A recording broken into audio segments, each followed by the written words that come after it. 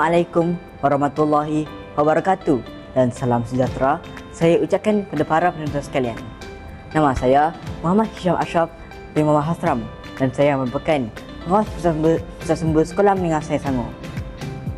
Pada hari ini saya ingin membicarakan tentang sebuah buku yang agak menarik bagi saya, iaitu buku yang bertajuk Salahuddin Al-Ayyubi, Pembebas Baitul Muqaddis. Buku ini dikarang oleh Abdul Latif Talib, seorang pengarang novel sejarah Islam yang amat terkenal di Malaysia. Ia juga diterbitkan oleh syarikatnya sendiri, iaitu Latif dan Keluarga Enterprise, dan mempunyai 293 muka surat.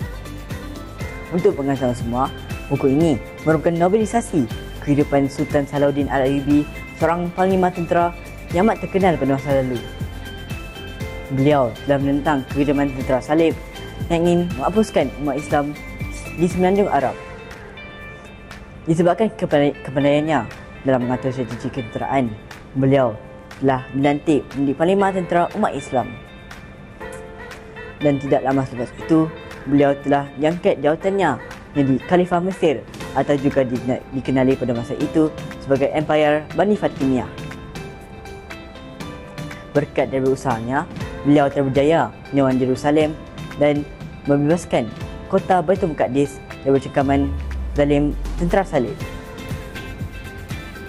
Antara pengajaran yang boleh kita dapati dari buku ini ialah hendaklah tidak bongkak walaupun mendapat jawatan yang tinggi.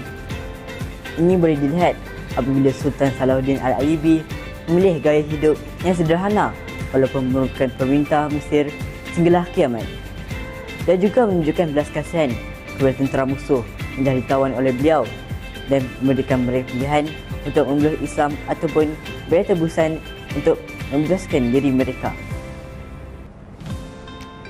Buku ini sesuai untuk mereka dalam kalangan remaja ataupun dewasa yang gemar membaca novel pada masa lapang mereka. Jika anda berminat untuk membaca buku ini, silalah datang ke Pusat Sumber Sekolah Menengah saya Selangor. Buku ini dikategorikan di bawah kategori 000 karya am.